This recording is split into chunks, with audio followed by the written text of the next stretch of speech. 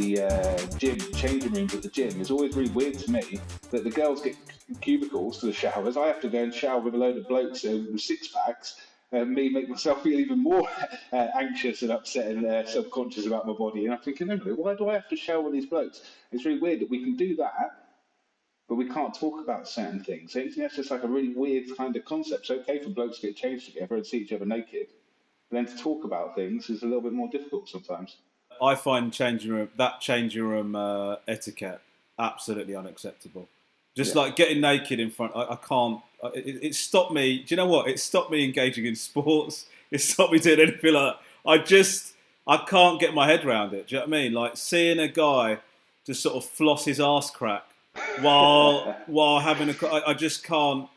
I can't get on board with it. But I think in regards to the conversation, since this has sort of happened, I actually think that the nature of conversation with my friends has slightly changed, because I think everybody's become aware of the fact that mentally this is actually quite tough, and you have days where you think, oh, I've settled into a rhythm with it, and I'm on top of it, and yes, I can get on with stuff, and I've settled. This is my attitude towards it, and I'm happy. And then the next day, you can just have an absolute nosedive. Do you know what I mean?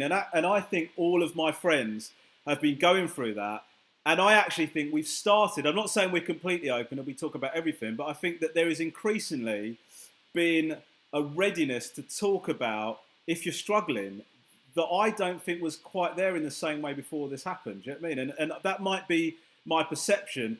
Increasingly, I've seen my friends sort of go, how are you getting on? But not in a perfunctory, that's what you say at the beginning of a conversation way, in terms of an actual, I really do want to know how you're getting on kind of way. Do you know what I mean? Yeah, and as you were saying then, Rom, it's this.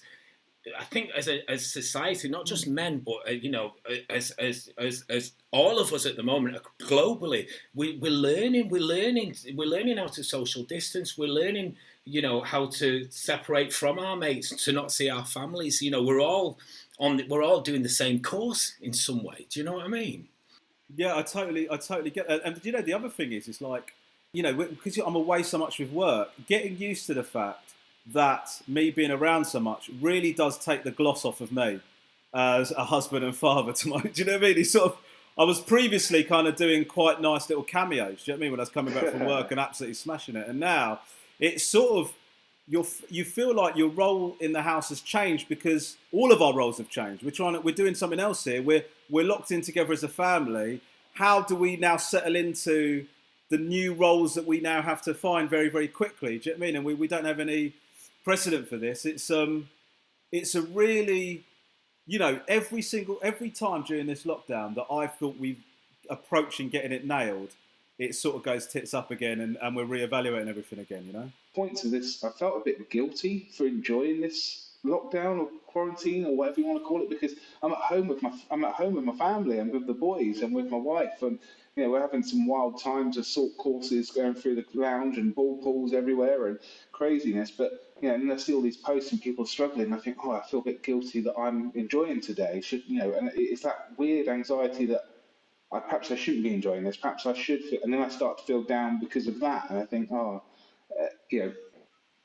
then I don't know, should I be doing this, or should I be achieving more, or should I just slow down a little bit and enjoy this time? And what's it going to be like in a few months' time? We're all back at work. Are people going to think, I actually quite miss, on a reflection, I miss having that time with my family? And how often are we going to get this chance where the whole world shuts down and we get time? Because time is the most valuable commodity we own. You can earn more money, but you can't earn more time. So we have to be quite wise about how we're spending it. I agree, Tom. It is really weird. I mean, I'm probably working harder than I normally work, just in the NHS front line. But it can be a full day on Zoom, Microsoft Teams, just really intense back-to-back meetings. And then a day later, I can be out seeing people in A&E, police stations.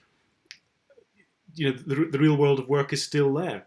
So I don't feel the same about the social isolation, because I'm not isolated. I'm in and amongst the work, but the work's changed, and it feels really weird to us, because normally we're all about connecting with people, trying to build a relationship, trying to find a way to make ourselves acceptable to somebody who's anxious enough anyway, but doubly anxious because they've got to see me or one of my colleagues.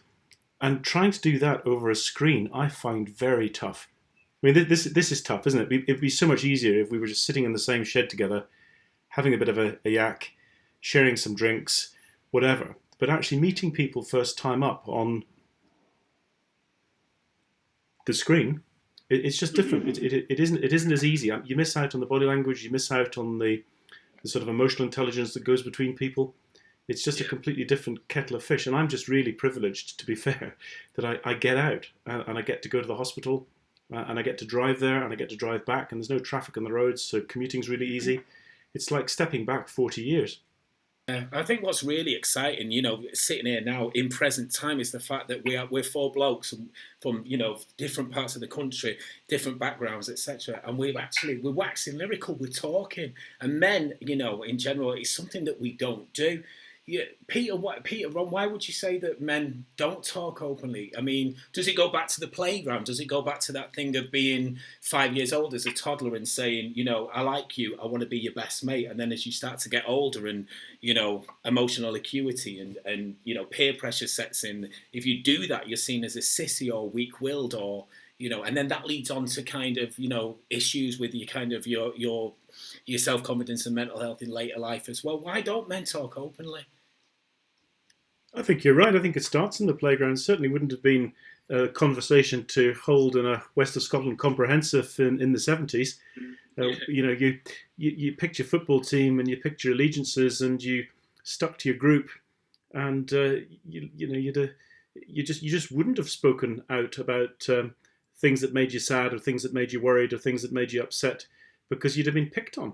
I think it's one of those things that I think the blokes have got very good at pretending we're okay. Because, when we do, it's really weird, isn't it? Because we're kind of encouraged to be in touch with our feminine side or our emotions. But then when we do talk about it, we're closed down very quickly. Oh, you'll be all right, mate. Okay, get another drink, or the horrible man up phrase, or, there was a study I was reading, Dr. Brené Brown studied shame, and she studied shame in men, and she found out that shame in men was always come down to being seen to be weak. With women, there's lots of different things it would be, but with men, it was being seen to be weak. And then she went on to ask the women in the men's lives how they would be, and how they reacted to the men telling them openly they were struggling. And they all got really negative responses from the women in their lives, telling them, "Oh, we need you to be strong now. We need you to be the strong one," and things like that. So that meant that the guys were shutting down even more. And I think it's we've been socially kind of molded to be seen that way. We're trying to fight through it, but I think when we do open up, it makes people uncomfortable, makes people listening uncomfortable.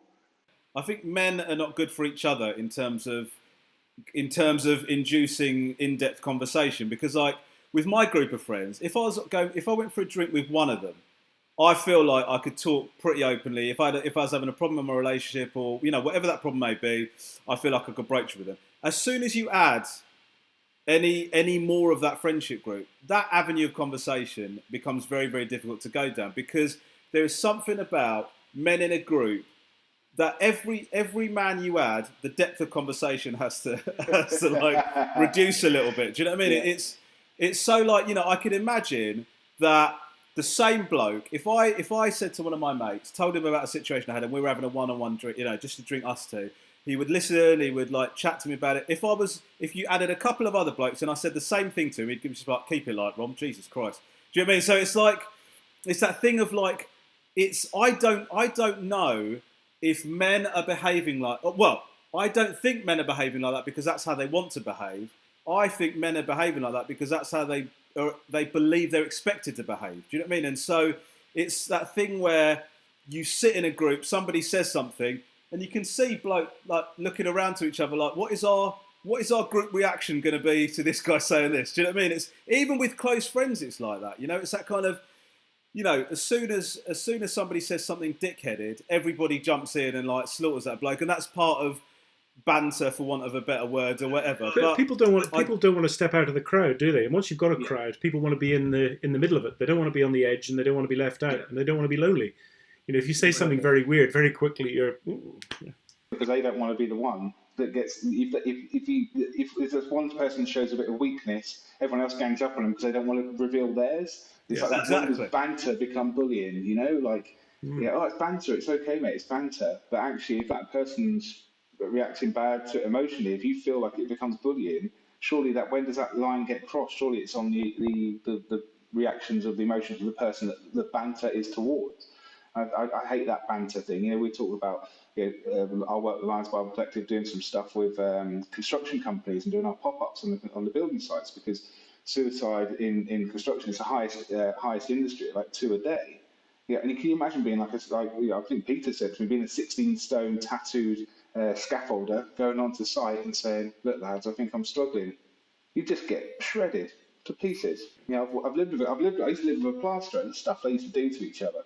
Yeah, poo in each other's lunch boxes and things like that. And I'm like, what? Like, what? Yeah, it's banter. I'm like, oh yeah, I'd be well chuffed if someone had shat on my chicken sandwich. And yeah, you know what I mean? It's just like, how does that line get crossed there? Yeah. I mean, it's all well and good for us, isn't it? I mean, as well, because I mean, it sounds like all 4 of us are in a pretty good space and we're dealing with this quite well. But you know, what about those people that are really struggling? I mean, I'm amazed at all these groups that are coming out on social media, especially on Facebook. Just in my little town, there's one called Man Talk. In like 5 days, it's got like 900 members, and they're really talking. And these are northern kind of, you know, working class blokes that are opening their hearts and asking people for help. And Rom, you mentioned something about it before, about sitting there with your mates as well and stuff. What do we do about, you know, those people that, you know, that can't get to where we're at, can't discuss stuff, you know, are afraid of opening the mouth for the repercussions of, you know, having poo in a box, you know what I mean? Stuff like that. Shit sandwich. What do you think, Rob? Yeah. Well, I you know, it's a very complex, it's a very complicated thing to sort of unpick. But I think what I've been conscious of, you know, a couple of years ago, a friend of mine killed himself, and I was chatting to him a lot, and he was a close mate of mine, and you know, I would check in with him, and I thought he was all right, and it turns out he wasn't, and that made me, you know, the change it had in me was that I felt I cannot be passive, you know, in these situations anymore. And so what I became conscious of, and I'm not saying I'm acting like a secret agent in my group of friends, but what I am doing is trying to encourage that type of conversation a bit more. Do you know what I mean? And I actually think everybody's open to talking like that. And I think once you know, I think you can affect a change in dynamic amongst a group of people. Do you know what I mean? By sort of bringing up different things. In terms of like, you know, the people that I worry about are people who don't have those close-knit friendship groups and things like that. And I think, you know, the groups that you're talking about, you know, that to me, even though more of those are developing, that's still unusual. Do you know what I mean? And I think that a culture of having more of those opportunities for people to chat and stuff like that and talk in an open way, and also to join a group to talk if you don't necessarily have an identifiable problem. Do you know what I mean? If you don't necessarily have a thing, you're not going to a group because it fits into, you know, you've got problems with substance abuse or gambling or whatever. There are groups for that, but they're groups for just discussion because some shit's bothering you and you want to talk about it and it doesn't fit into a particular category. That sort of thing, you know, I'd love to see loads more of that. Do you know what I mean? And I do think men are moving in the right direction. I think that you think we're seeing a shift? Oh, 100%, man. And like, you know, I put on because I've become an ambassador for Calm, and we put on a hip hop night to raise money for them, and the people are just like, I don't know. There's no stigma. You know, I was wondering if there's going to be some sort of like, I don't know, some sort of pushback on what it was about. But so many people came up and said, this is exactly the sort of thing we should be supporting. This is exactly the sort of thing we should be doing more of. I know that I've started talking more and reaching out and checking in with friends and stuff like that. And I don't think, you know, one of the things that, you know, I'm quite a cynical comic. But then when I've come out and sort of talked about how, you know, done things for Karma, I've talked about people talking more and opening up more and checking in with friends and stuff.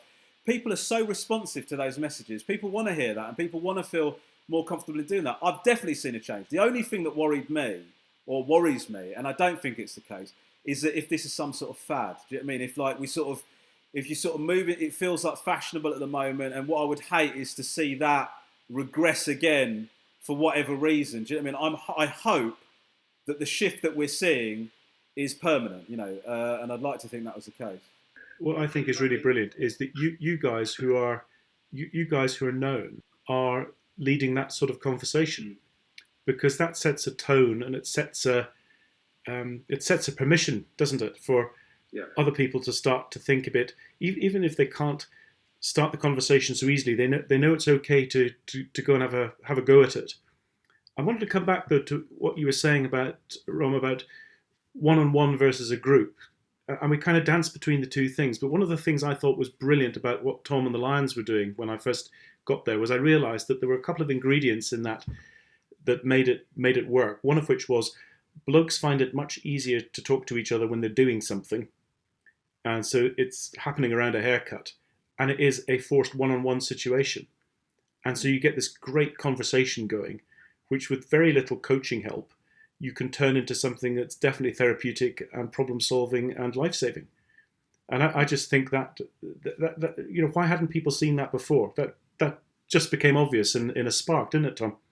Yeah, well, I think like I said to you before, you know, the first day I started at Tony & Guy when I was 18, my manager said to me, he goes, well done for getting through. Now be prepared to be a poor man's therapist and a psychiatrist. And I was thinking, what are you talking about? I just want to do cool hair and you know, fashion and have fun and social job. And he was right. I mean, it's been joked about in hair industry for years that we're a poor man's therapist. And we are dealing with people's mental health every day, and mental health doesn't have to be, like Romesh was saying, bipolar, depression, and whatever. It doesn't have to be labelled. It's the human condition. It's just mental fitness, the same as physical fitness. And that may be, oh, my kid's doing my head in, I've lost my job, blah blah blah. It doesn't have to be a diagnosed problem. It can just be a life problem. And you know, letting people know it's okay to talk to me was the biggest thing I ever did in all of this. You know, people know, as soon as I did that, I got people that referred to me. I got clients just openly talking to me about stuff, and people coming to me for that actual reason rather than the haircut. And I went out just before this all kicked off. I met my mates. They'd done a charity walk. It's basically a charity pub crawl. They were absolutely smashed when I met them. But I was out with them for a couple of hours, and I had about 7 people come up to me. It just out and about. I didn't know. You're Tom Chapman, aren't you? You're the guy that does the Lions Barber Collective, you know, locally in Torquay. You know, people know who I am. And then I say, yeah, that's me. And instantly they just go, I'm going through this. I'm going through that. My father's died. This has happened, blah, blah, blah. And you know, my friends got pretty pissed off about it because I didn't see them at all night. I was just counselling other people. But what an amazing honour that people want to talk to me. And it's simpler just going, yeah, okay, it's safe to talk to me. People book to see you. They book weeks in advance to see you. Nobody does that for me. Nobody gets up in the morning and says, I want to go and see that psychiatrist. You know? And it's not that I'm a shit psychiatrist, it's just people don't want to see psychiatrists. And there's been fun, and you know, despite everything there's been some fun times. Romesh, you must have, you know, I follow you, and you know, I see you with your son and stuff, and you know, there must be some things that have got you through some fun stuff. Well, I found homeschooling. We have found homeschooling an absolute. Initially, it was exciting, and now it's descending into absolute chaos. But we had this thing where all 3 of our boys are playing Fortnite all the time, and I don't know if you're aware of this game, but it's a weird thing, Fortnite, because, like, so for example, our eldest son, he's really into comedy, so he's watching Friends, and Lisa said to me, my wife said to me, I'm not sure about some of the sexual storylines in Friends. I said, Lisa, just this morning he killed 30 people with headshots. Like, I don't know if we're being consistent with the level of guidance we need to be giving them. But the thing is, it's like, so we'll be doing homeschooling in the morning, and then in the afternoon, right? They start playing Fortnite, and initially we were like, we've got to restrict it. Now, I've started joining in with them.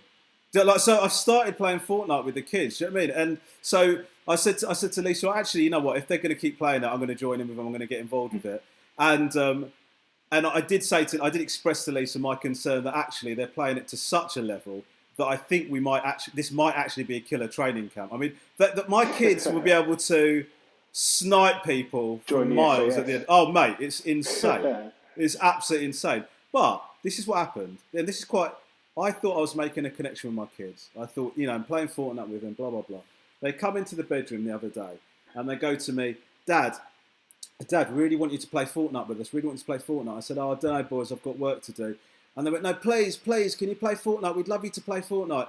And I was like, oh, do you know what? Yeah, all right, I'll play Fortnite with you boys. And they celebrated. They cheered. They were like, yeah. And I was like, oh, my God, man. This is like, an amazing thing. Like, these kids are... Anyway, they go downstairs. I go downstairs and I overhear them talking about how funny it's going to be playing someone as crap as I am. And it totally... It totally took the gloss off the whole experience for me, man. But I'm continuing to play with them. We'll see how it goes.